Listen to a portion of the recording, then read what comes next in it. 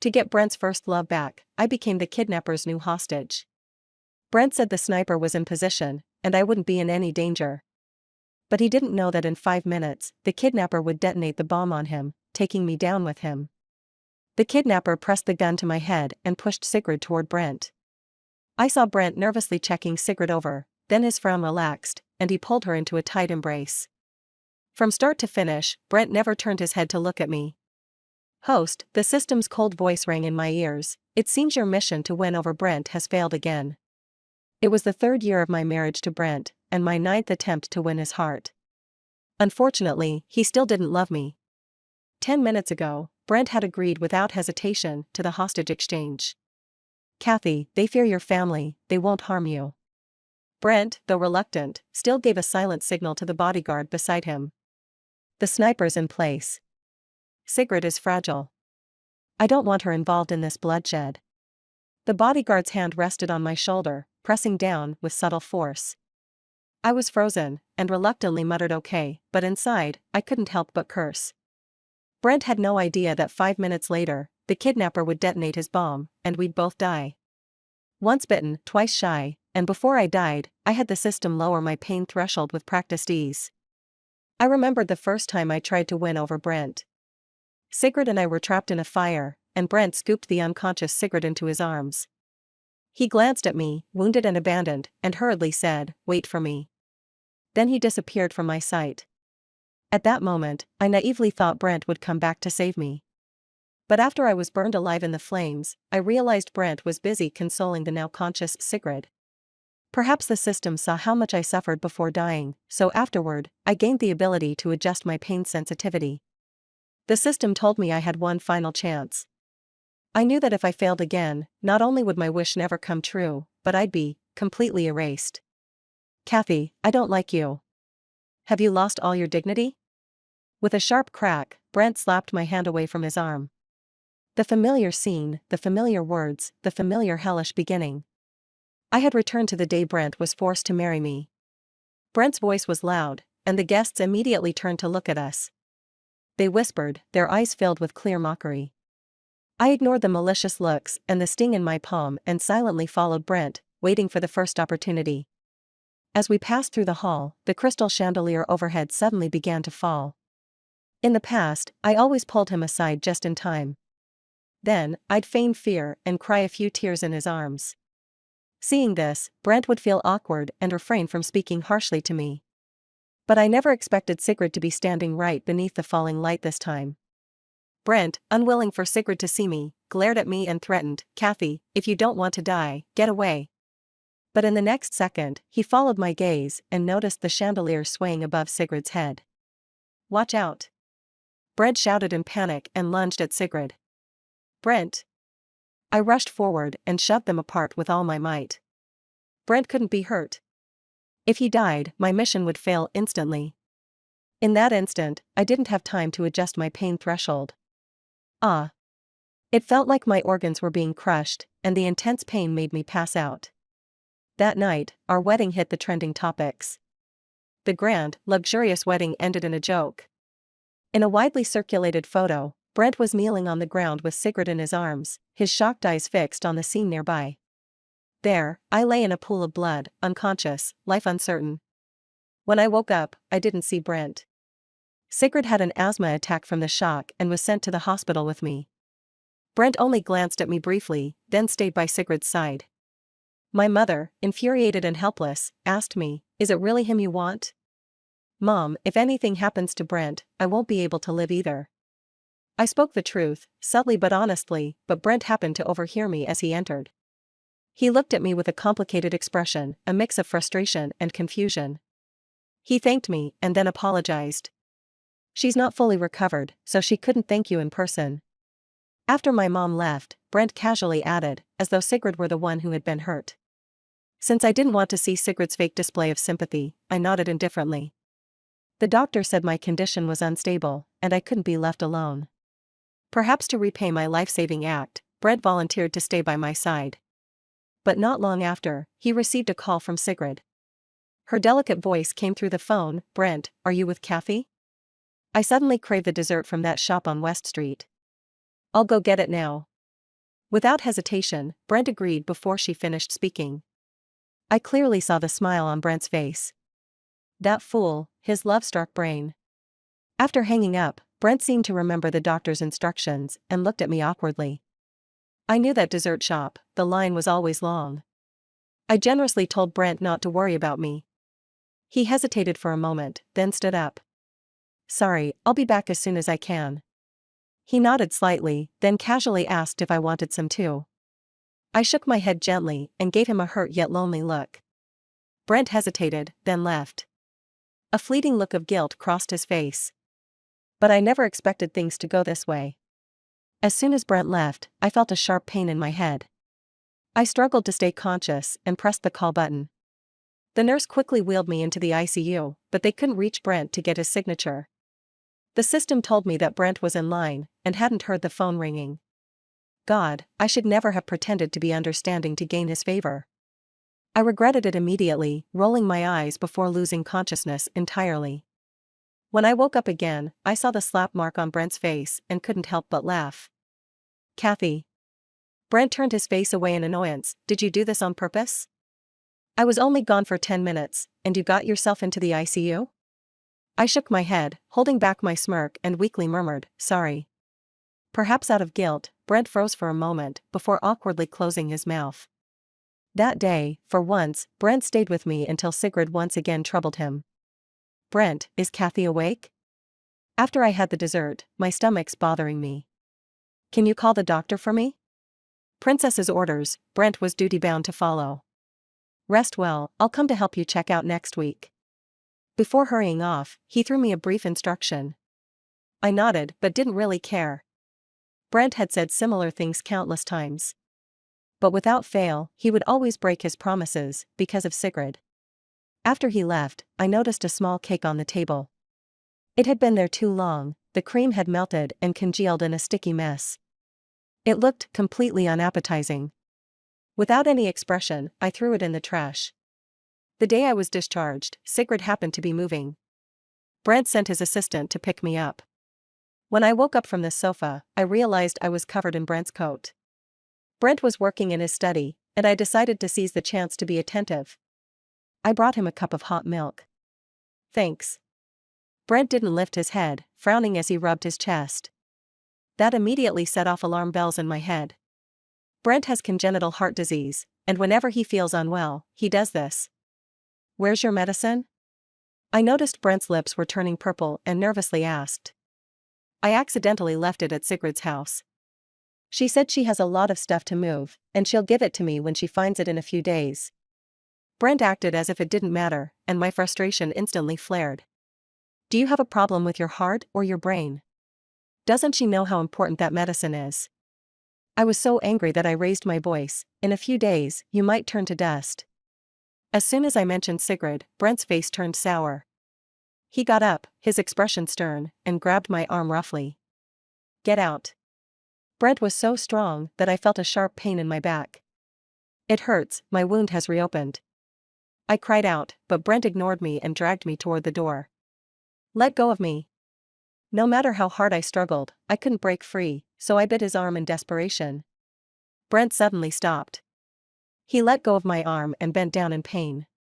With a loud thud, I watched as Brent collapsed right in front of me. I searched frantically, but Brent's spare medicine was gone too. I had never seen Brent so seriously ill before, and I was completely at a loss. The system alerted me that Brent could only last another 20 minutes.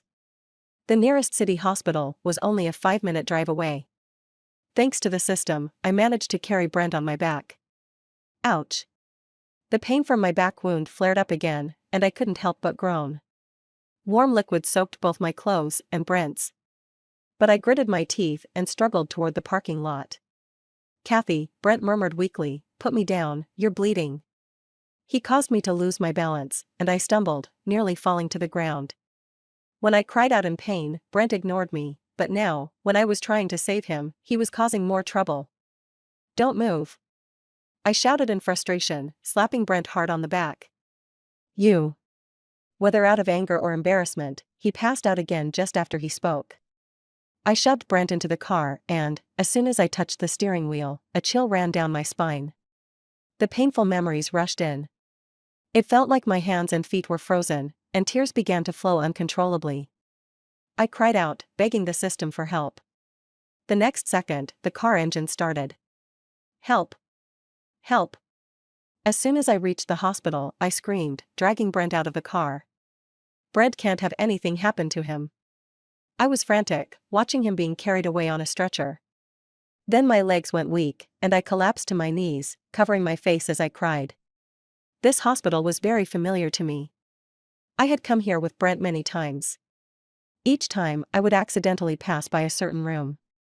Through the glass on the door, I would steal glances at the person lying in the bed. He looked as if he was sleeping peacefully. Just like he had when he lay beside me in the past. But now, not only was I unable to stay by his side, I had to keep praying over and over again for the safety of another man. Brent and I shared a hospital room. He even woke up half a day before me. This is the first time I've seen someone get admitted to the ICU because of excessive sadness. Brent's words sounded sarcastic. But there was a hint of confusion in his eyes. He casually asked me if I was really that afraid of him dying. I stared into his eyes, which resembled another person's, and nodded seriously. You know, if something happens to you, I won't be able to live either. This was the second time I had said this. After a long pause, Brent threw me a "you're crazy," and turned away to lie down, not saying another word. I noticed a faint red blush creeping up his ears. The air around us fell silent. But in my ears, the system's alarm kept ringing. Brent's heart rate was spiking higher and higher. After an unknown amount of time, Brent suddenly sat up. He furrowed his brows, looking troubled. After a while, he said with a helpless expression, "I won't do this again." This was the first time Brent had promised me something after I saved his life again. Before being discharged, Brent told me that his cousin was also in this hospital. "Tomorrow is my cousin's birthday, I'll take you to see him," Brent said, then awkwardly added, "After all, you're my wife in name." My heart skipped a beat. But it wasn't because of what he said afterward. I suppressed my excitement and nodded. The next day, I bought a bouquet of purple irises. Brent glanced at them and raised an eyebrow, commenting on the coincidence. He said his cousin had a collection of paintings of irises at home. "Really? That's a coincidence, then," I replied indifferently. I followed Brent and stood by the bed of his cousin. I repeatedly traced his cousin's features with my eyes. Fighting back the tightness in my throat, I blinked rapidly to keep the tears from falling. "Dennis, wait for me." Once I went over Brent. "You'll wake up." On the way back, I felt dizzy. Brent called my name several times, but I didn't respond. "What's wrong with you?" Brent pressed the horn and complained. "You were staring at my cousin at the hospital, and now you're acting all spaced out. What's going on with you?" Brent looked at me suspiciously. I was afraid he would notice something. So I lied, saying Dennis looked too much like him, and it made me lose focus for a moment. Brent, remembering how I had ended up in the ICU because of him, patiently reassured me a little. In the previous attempts to win him over, Brent had never noticed my interest in Dennis. But now, he was clearly paying more attention to my every move. Maybe the chandelier incident really triggered a butterfly effect. After Brent was discharged, he stayed busy, and my progress in winning him over stagnated. It wasn't until 3 months later that Brent suggested we go to the temple together. It was a clear day, and surprisingly, Brent wasn't called away by Sigrid. He walked with me up the 99 steps in front of the temple. Halfway up, he complained that I was walking too slowly and took my hand without hesitation. He asked, confused, why I came to pray every month. "I pray for the one I love, wishing for his early recovery and a life free from worries," I whispered, looking reverently at the Buddha in front of me. Without noticing Brent's intense gaze on me. As we descended, Brent suddenly stopped me. "Kathy," he said, rubbing his nose awkwardly yet seriously, "my heart won't have problems anytime soon. So, you don't have to come every month." Brent misunderstood my prayer before the Buddha. I lowered my head and smiled wryly, not bothering to explain. Instead, I played along and said a few sweet words to comfort him. That evening, we stayed in a guest house halfway up the mountain. The night view was beautiful, and Brent said he would stay with me to watch the stars. But just as he finished speaking, he received a call from Sigrid. Sigrid's house had lost power. She was afraid of the dark and wanted Brent to come keep her company. Brent hesitated, looking at me, torn for the first time. "Please don't go, okay?" I suddenly felt like testing him, so I tugged at his sleeve, pleading in a pitiful voice. Brent bit his lip, his expression changing as he struggled with his feelings. Then, suddenly, there was a loud crash from the phone. "Sigrid. What happened?" Brent snapped back to reality, no longer looking at me, only urgently asking Sigrid what happened. "Brent, I can't move my leg, can you come?" Sigrid seemed to be hurt, and she kept crying, urging Brent to hurry. "Wait for me, I'll be there soon." Brent frowned, suddenly pulling away from the arm I was holding. I was caught off guard and fell to the ground, my head hitting a stone table nearby. Hearing the noise, Brent turned his head, seemingly about to come over to help me. But he was stopped in his tracks by Sigrid's voice on the other end of the phone. After Brent left, I received his message.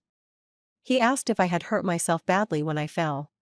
Then he said he'd come pick me up first thing in the morning. I self-deprecatingly threw the phone aside. I didn't pay attention to the wound on my forehead.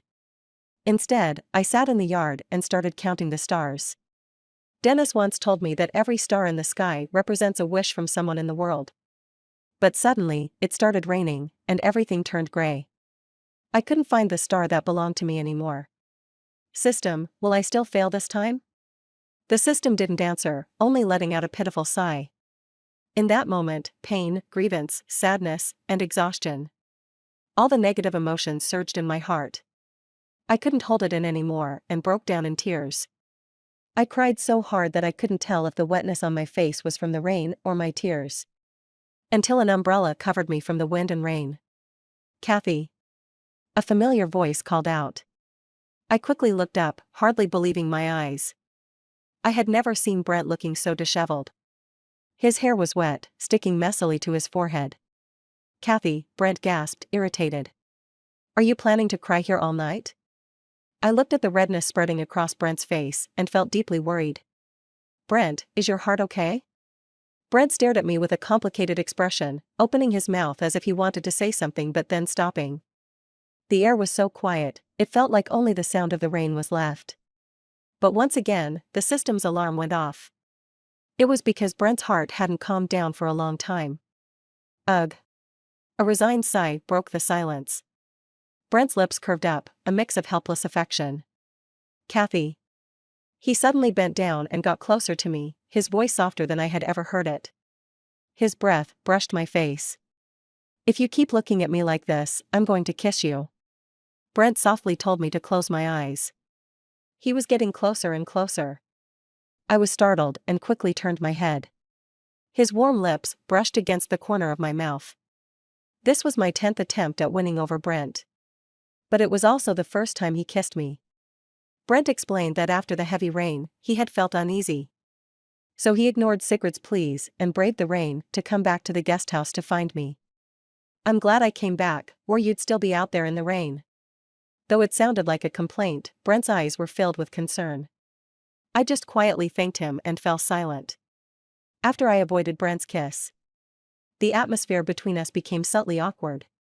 This was the first time Brent had left Sigrid for me. I should have been happy.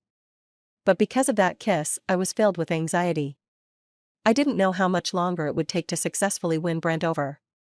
And I was even more worried about what he might do to me during this process. This time, my progress in winning over Brent was much smoother than before. But I began to fall into a strange cycle. I wanted to conquer Brent quickly. But I also resisted any possibility of getting too physically close to him. Luckily, Brent had been traveling a lot lately, so he didn't have much time for me. Though I was conflicted, I spent several months in peace. Until one day, the scene from my previous life suddenly replayed. 2 years earlier than before, Sigrid was once again captured by kidnappers. It was the same old familiar line, the condition for exchanging hostages was that I would replace Sigrid. I looked up and locked eyes with Brent, and my heart twisted painfully. He stepped forward and hugged me tightly, his body trembling. "Sorry, Kathy." His lips lingered near my ear, and I heard his reluctant murmur. In that instant, a bone-deep despair consumed me. Brent's bodyguards, just like in my previous life, held my shoulders tightly. This was my last chance. I had to take the gamble. I knew that Brent responded better to gentleness than force, so I was about to kneel in front of him. But the next scene completely caught me off guard. I saw Brent turn and raise his hands, stepping toward the kidnappers. Brent said that as the CEO of the group, he was more valuable than a married woman from a small family. The kidnappers clearly hesitated, and they began to urge Brent forward with guns.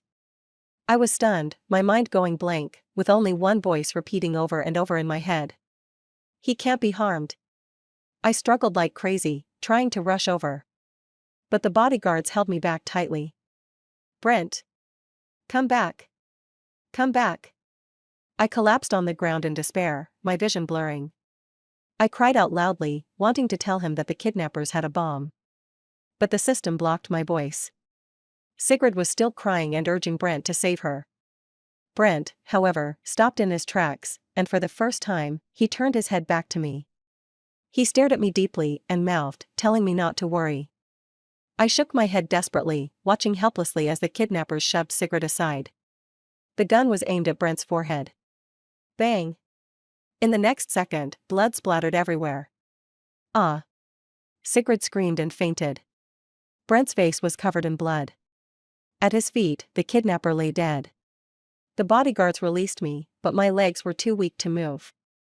I saw them move forward to carry Sigrid, while Brent passed them without stopping, heading straight for me. It's okay, Kathy. It's okay. Brent pulled me into his arms, repeatedly patting my back to comfort me. My body trembled uncontrollably. I gently wiped the blood from his face. Then, using all my strength, I slapped him hard across the face. Brent! I growled angrily at him. Is Sigrid the only life that matters to you? Do you think everyone else is just expendable? Brent was stunned by my slap, but he knew he was in the wrong, repeatedly apologizing. I had come so close to failing my mission. I suddenly remembered my previous 9 deaths. I thought about how Brent had disregarded his own safety just now. Old grudges and new grievances surged up together. In my fury, I spat blood on his face. I saw Brent's eyes widen in shock. Kathy! Kathy! He held me tightly, calling my name in desperation. But I only felt my eyelids grow heavy, and my mind became foggy. Before I lost consciousness, I think I heard the system's voice congratulating me. When I woke up, I was still in a daze. The system said that the moment I fainted, I had successfully conquered Brent. It was my final chance, and in less than a year. It felt like I was living in a dream. Host, congratulations, the system said, sounding a bit relieved. Now, you can exchange your reward. The system told me that on the day I spat blood, Brent had gone crazy, holding me and rushing outside. If the bodyguards hadn't held him back and rushed me to the hospital in time, Brent would most likely have ended up in the ICU due to heart strain. Host, if no suitable heart source is found for the surgery, Brent will only have 2 years left to live. The system asked me to think carefully before making a decision. Should Brent receive a matching heart, or should Dennis wake up? System, why do you think I need to consider this? I was confused, even finding it a bit funny. I was willing to endure everything to win over Brent, just to make Dennis wake up. From the beginning to the end, Dennis is my unwavering and only choice. Brent handed me the apple, which was all uneven and lumpy from peeling. It was obvious, as a pampered young master, Brent had no experience in taking care of others. I waved my hand in disdain, once again making it clear that I didn't want him to stay with me. Brent slumped his shoulders, his expression instantly darkening. I'm sorry. I really won't make you worry anymore. I had once told Brent that if anything ever happened to him, I wouldn't be able to live either. Back then, he promised me there wouldn't be a next time. But now, he had broken that promise over the hostage situation. I withdrew my hand and replied coldly, do as you please. Anyway, my task was already completed.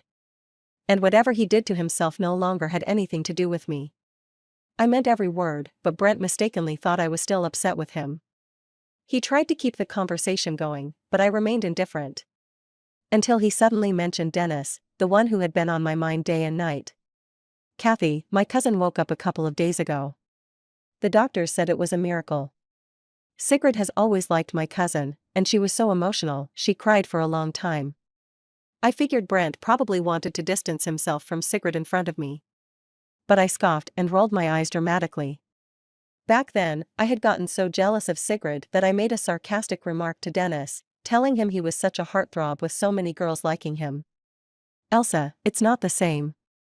I still remember how seriously Dennis had looked at me when he said, I am destined to meet you in this life, my love. When our eyes met, it felt like we only saw each other. My name used to be Elsa, and my lover was Dennis. We loved each other for years, until a car accident separated us by life and death. But now, I am Kathy. And I'm also Dennis's cousin's legal wife. The night I was discharged from the hospital, I went to the restaurant Brent and I had agreed to meet at. He had said he prepared a surprise for me, and I also had something I needed to tell him. But I hadn't expected that, because of Sigrid, he would miss the appointment again.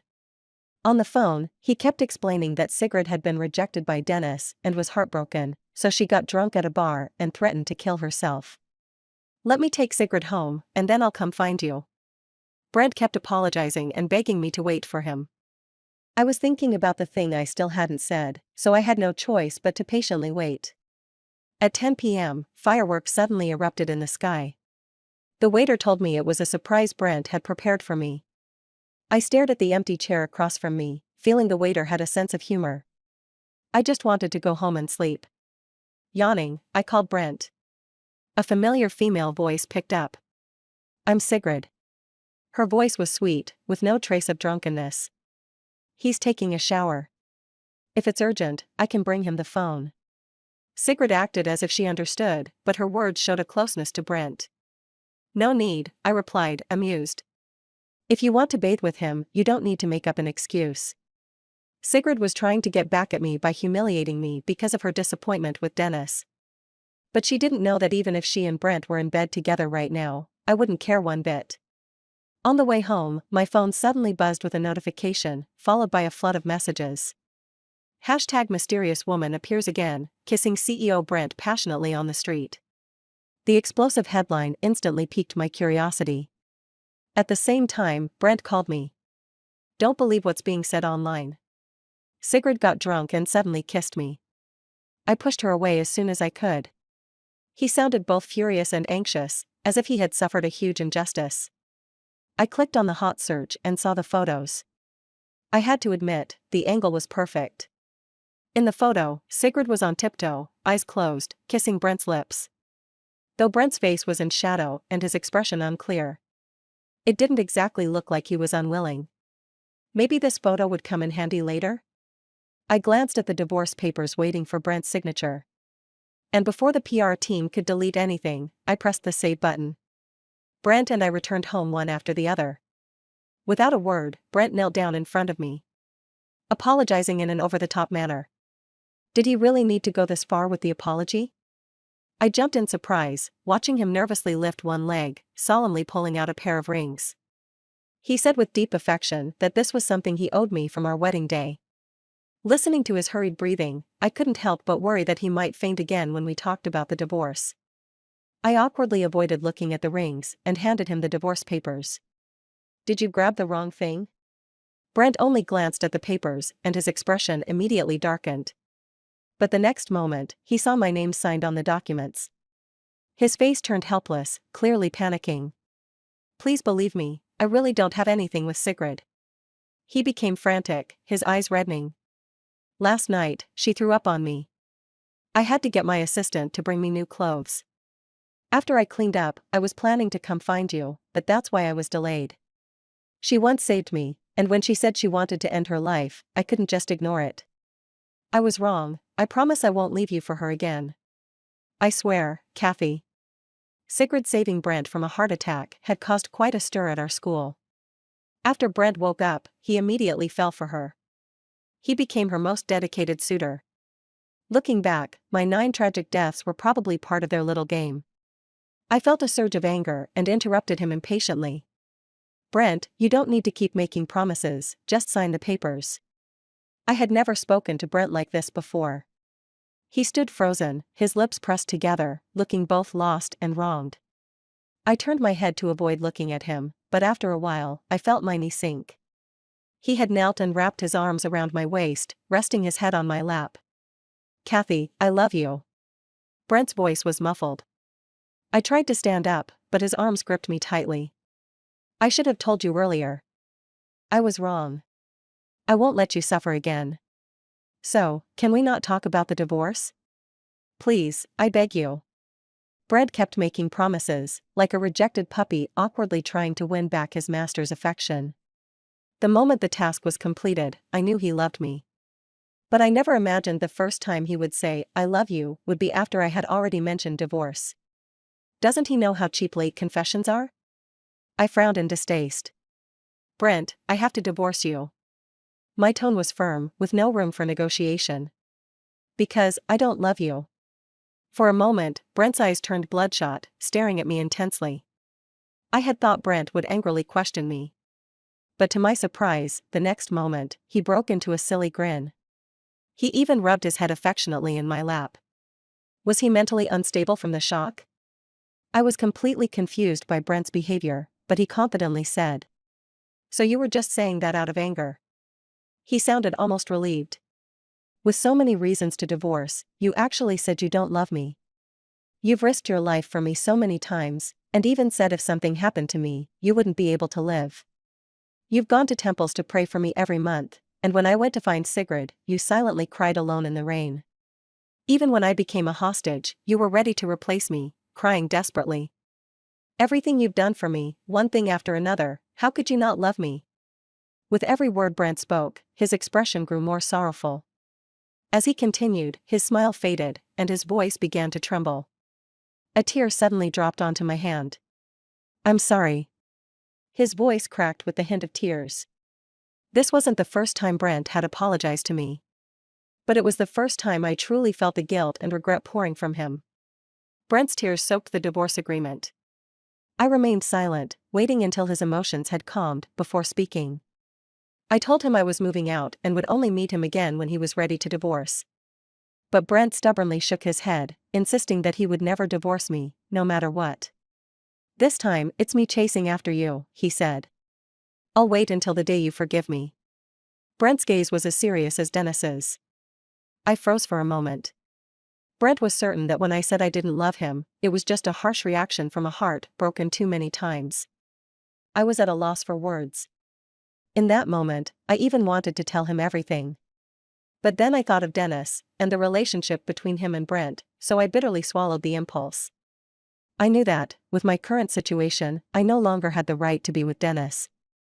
All I wanted now was to divorce Brent as soon as possible. And then move on, walking alone through the rest of my life. Brent took the initiative to contact the TV station for a live interview. He apologized for the news on our wedding day and cleared up the photos from a few days ago that had been taken secretly. "I did once have feelings for Sigrid, but now, I only love my wife, Kathy.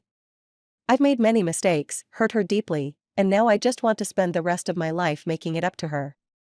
Brent completely ignored the surprised host beside him and publicly punished himself with complete seriousness. "Kathy, I'm sorry. I love you." As the camera zoomed in, the love in Brent's eyes was so intense it seemed like it would spill out of the screen. The comments were polarized. Some called Brent a scumbag, while others praised him as a real man. Some said a man who repents is worth more than gold, while others thought that late love is less valuable than grass. My phone was nearly exploding with messages. Even my mother was moved by Brent's public display and urged me several times. "Talk to him tonight." I listened to the busy tone in the phone and felt a sharp headache. I just wanted to quietly divorce, but now Brent was making it a public spectacle. My loyal image had already been deeply ingrained in people's minds, and I couldn't use "no feelings" as a reason to divorce anymore. Many netizens left comments, saying that I had endured hardship and now should remember to forgive Brent after I had tortured him. It seemed everyone loved the plotline of "you ignore me when I love you, but regret it and pursue me when I leave." But the most frustrating thing was Brent. In addition to constantly going to my parents' place to show his kindness, he repeatedly asked me when I planned to torture him. "Now that so many people are watching, can you give me a chance to start over?" Brent pleaded with his magnetic voice, sounding pitiful. I laughed in frustration, sent him a message saying this is moral kidnapping, and immediately blocked his contact. When I saw Brent standing at my doorstep, I remembered what my mom had said. The night air was chilly, and Brent was wearing only a thin shirt. His pale face showed signs of exhaustion, but when he saw me, his eyes lit up instantly. "Kathy," Brent lifted the thermos, smiling at me in an attempt to please me. "I made soup for you, but I couldn't reach you, so I ended up waiting here at your door." I took the thermos, thanked him, and politely asked him to leave. But Brent shamelessly insisted on staying until I finished the soup. The soup had gone cold. I took a sip and immediately realized it wasn't the soup my mother usually made. It was just awful. I looked up and caught Brent's gaze, and noticed the band-aid on his hand. I understood right away, and in front of him, I poured the soup down the sink. Brent couldn't stop me in time, standing behind me, wanting to say something but holding back. "Has Sigrid ever told you that the soup you made is awful?" I barely finished the sentence before seeing Brent's face turn bright red. No. I've never made soup for Sigrid. I'm a beginner, I'll definitely do better next time." Brent forced a smile and lightly held my hand. "Next time, it'll probably taste worse." I felt exhausted and didn't want to keep dodging, so my tone grew harsher. "I didn't just throw the soup away because it was bad, but because it was made by you. I don't need your gestures, so please don't come around to bother me until you agree to divorce." I expected Brent to get angry or at least leave coldly. But he just fell silent, and after a moment, asked quietly, "Kathy, can I accompany you to the temple tomorrow?" Seeing the longing in his eyes, I suddenly remembered. That tomorrow was the day I was supposed to pray for Dennis. But Dennis had already woken up, so there was no need for me to keep going there. I shook my head at Brent. "I don't need you to come with me." I stared at the disappointment in Brent's expression and added, "I won't go again in the future." The moment the words left my mouth, the disappointment on Brent's face turned into despair. That night, Brent left after weakly smiling and saying goodnight, his eyes red. He didn't bother me for a while, until one day. He urgently asked to meet me. I agreed, but once again, Brent missed the appointment. "Kathy," Brent's voice was anxious over the phone. "I'm at my cousin's place, something happened to him, so I can't meet you now." My heart skipped a few beats. "Dennis, what happened to him?" My mind went blank, and I turned, running as fast as I could toward Dennis's house. I saw someone sitting at the edge of the rooftop from a distance. A slender figure, as if it could be blown away by the wind at any moment. Tears streamed down my face, and I ran faster and faster. "Dennis, Elsa is dead, but I'm here with you. If you really jump, I won't live either." Just as I reached the edge of the rooftop, I heard Sigrid sobbing. "Miss Sigrid, I don't know what my parents did to make you misunderstand." And then, the voice I had been dreaming of for so long rang out. "Whether you live or die, what does it have to do with me?" Dennis, always gentle, now coldly retorted. Sigrid, embarrassed, turned and left. She bumped into me roughly, but I didn't have time to argue with her. "Dennis!" I yelled, and both of them turned their heads. Dennis's eyes were filled with confusion, he didn't recognize me. "Kathy, what are you doing here?" Brent, too, looked at me, puzzled, as I stood there, tears streaming down my face.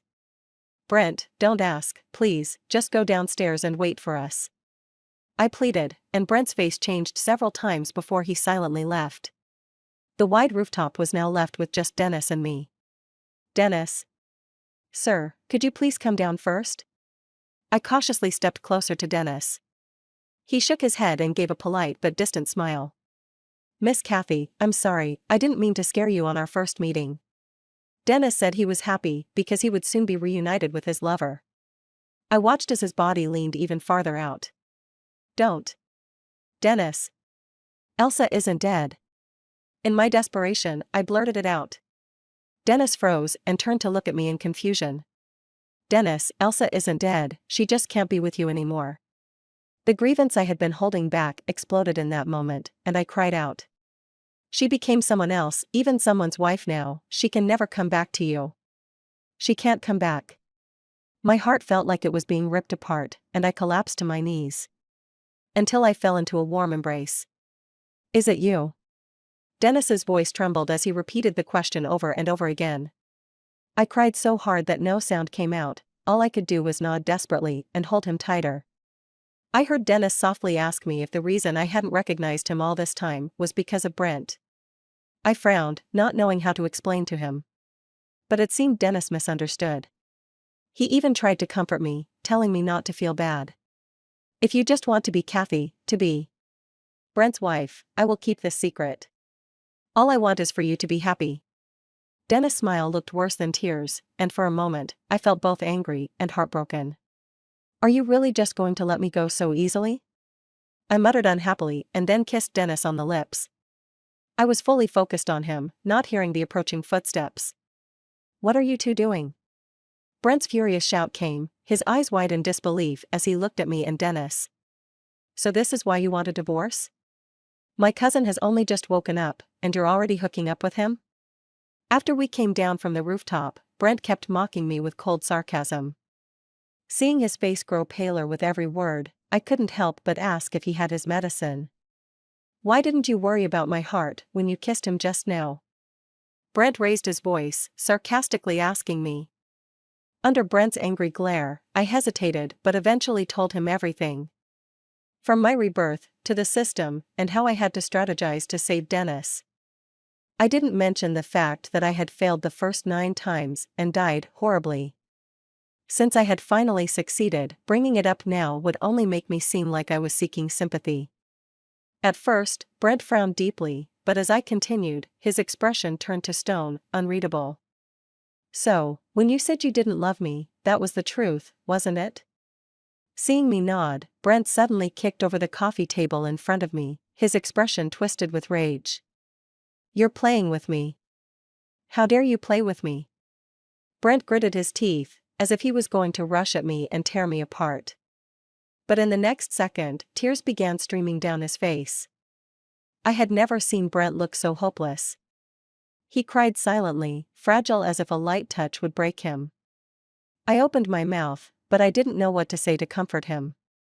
Kathy, Brent's hoarse voice came, you're the most hateful woman I've ever met. Brent grabbed my chin forcefully, forcing me to lift my head to meet his gaze. Hatred, unwillingness, pain, sorrow. Brent's expression shifted, then he gave a bitter, resigned smile. I should hate you, Kathy. He murmured, deflating, and rested his head on my shoulder. But why can't I bring myself to hate you? That day, I parted ways with Brent on a bad note. You'll never get a divorce from me. Brent's tone was more serious than ever. He said that even if I had lied to him, he wouldn't let me have things my way. After Brent left, Dennis asked me if I wanted to talk. I shook my head silently. Dennis was a thoughtful person. If he knew the truth, he would likely blame himself even more. No matter what happens, I'll always be here for you. Dennis didn't ask any further questions, instead placing a soft kiss on my forehead. I told Dennis that I would handle things with Brent soon. But when every lawyer in the city refused to take my divorce case, I couldn't help but call Brent, asking him what he wanted. You've lied to me, and now you expect me to make way for your love? Brent immediately began with harsh words. I suppressed my displeasure and explained. If it hadn't been for the accident last time, I would never have told Dennis the truth about my identity. I want a divorce, because I don't love you. Brent angrily told me to shut up. You were the one who came after me first. Divorce? Don't even think about it. Brent's obsession completely triggered my anger, and I retorted bitterly. We're married only in name. If you won't divorce me, I'll hire a male model every day. Brent hung up without saying another word. Once I regained my composure, I realized I might have said something too harsh. Then I heard a deliberate cough from behind. I turned around and saw Dennis standing at the door. I didn't mean to eavesdrop. Dennis appeared conflicted, though his eyes held a smile. I've thought about it carefully, and I still want to ask. Before you get a male model, would you consider me instead? I knew Dennis was just teasing me to make me laugh. But for a moment, I couldn't help but blush. After Dennis left, not long after, my phone rang. What was Dennis doing at your place for so long? Brent's voice was slurred, drunk, and he immediately began angrily questioning me. I didn't feel like talking to a drunk, and was about to hang up. But then his tone softened, and he weakly pleaded. Please listen to me, okay? I was wrong. I shouldn't have made you angry this afternoon. I miss you so much. How can you be so cruel to me? Tell me what's so good about Dennis, and I'll change, I swear. My heart hurts so much. If you don't come back, I'll throw the medicine away. Brent rambled on, but I felt overwhelmed. I remembered what the system had said, and I couldn't help but feel frustrated. Your heart can't handle this anymore. Please stop being so stubborn. There was a sudden silence from the other end. After a moment, Brent suddenly asked if, after all my trips to the temple, I had ever prayed for him. Even just once. His voice cracked with emotion. I suddenly remembered, on the day Dennis woke up and went to the temple to fulfill his vow. I had already stepped out of the Buddhist hall, but turned around and knelt again, praying for Brent's happiness and health. I thought, if Dennis could wake up, Brent must have played a key role in that. But the truth was too cruel. If I told him everything, Brent might really die from rage. Seeing that I hadn't spoken for a while, Brent let out a bitter laugh. You really have no heart. He murmured, and the call was abruptly cut off. I sighed and called Brent's secretary. That night, Brent was sent back to the hospital. The doctor said that if he kept recklessly hurting himself, his heart might only last for another year. Brent's calm voice came over the phone, saying he wanted to see me. We arranged to meet on the third day after he was discharged. But the night before our meeting, something happened. When I woke up again, I found myself lying in an abandoned warehouse on the outskirts of town. Sigrid was standing in front of me, her face twisted with rage.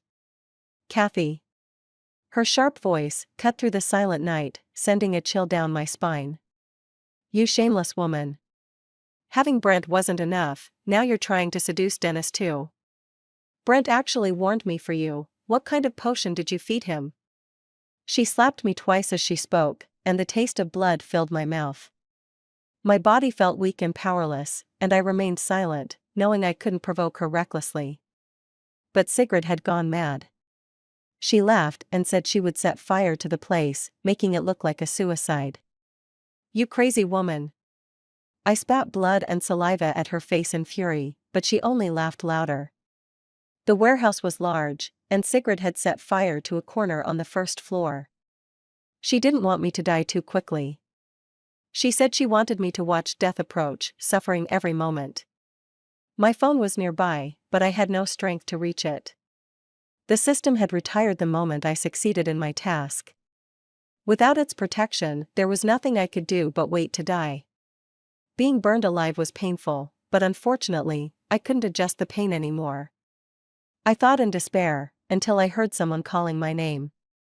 With the sound of hurried footsteps, before I could see who it was, I was tightly held in their arms. Why are you here? I stood frozen, staring at Brent in front of me. He was still wearing a hospital gown, and there was a patch of blood on the back of his hand. What's wrong? Disappointed that it wasn't Dennis coming to find you? Brent panted, his voice tinged with bitterness. Before I could answer, he suddenly scooped me up and started running toward the exit. Brent focused on dodging the thick smoke but forgot to watch out for the stacked wooden crates at his side. Bang! A loud crash sounded, and I could almost hear the sound of bones breaking. When the crates collapsed, Brent held me tightly in his arms. Brent! Brent's leg was pinned under the crates. I wanted to help him, but I was powerless. His face turned pale as he coughed up a mouthful of blood. He tightened his arms around me. Don't waste your energy. There was no signal in the warehouse, and my phone was useless. Despair once again descended upon us. Kathy, if it weren't for Dennis, would you love me? In the deafening silence, Brent's voice suddenly broke through. He looked down at me, stubbornly waiting for an answer. I felt a pang of sympathy but still shook my head. When you first abandoned me for Sigrid, I was doomed to never love you. The kind of love I want is one where we respect each other and where there's only ever one person we favor. Brent's eyes reddened in an instant, and he forced a smile, one that was more painful than crying. Even if I'm dying, you still won't lie to me. I whispered an apology, but Brent closed his eyes and stopped looking at me. The smoke grew thicker, and I had no idea how much time had passed. I thought I heard someone shouting my name. Brent suddenly lifted my head, gently rubbing his thumb against my lips. His gaze was filled with longing, as if he was unwilling to let go. I put a tracker in your phone.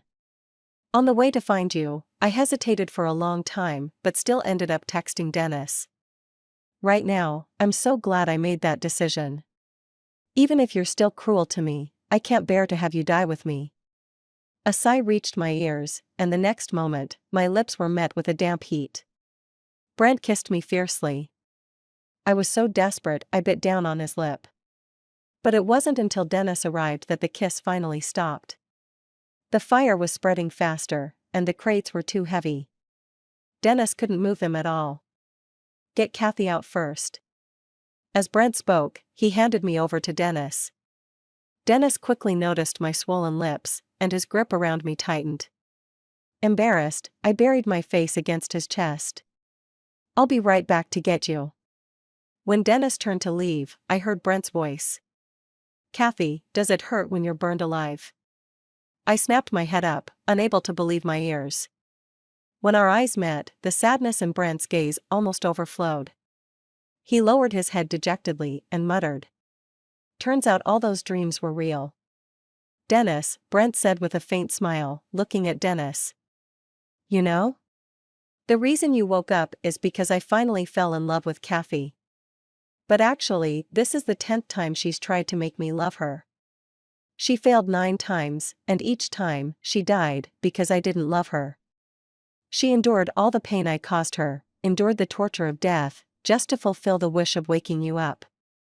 She loves you deeply, so you must cherish her. I never expected Brent to have regained all his memories, nor did I expect him to reveal everything to Dennis.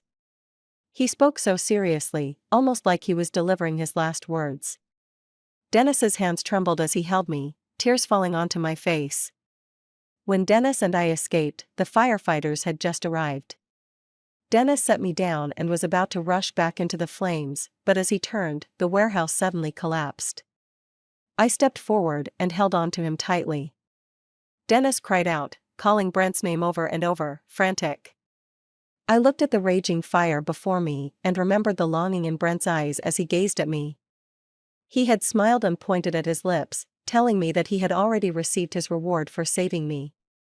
If he died, I shouldn't feel guilty anymore. At that moment, I couldn't hold back my sorrow any longer and cried out loud. This was the first time Brent had watched me walk away, and it would also be the last time I saw him in this lifetime. Brent died in that fire. Sigrid had deliberately started the fire, and her actions were harshly punished by the law. But I knew Brent's parents wouldn't let her off so easily. After escaping the fire, I fell seriously ill and spent a long time in a daze. When I finally recovered, I secretly boarded a flight alone. Brent had died because of me, and I thought that in this lifetime, Dennis and I would never have a chance again. I stayed in a fishing village by the sea for a year, and it was then that I had my first dream of Brent. He said Dennis had been going crazy searching for me. He never expected that after he died, he'd still have to help Dennis one last time. He went on, but when I woke up, the only thing I remembered was him smiling and saying goodbye. I was startled awake by a knock on the door. Elsa. When I opened the door, I fell into a familiar, comforting embrace. The end.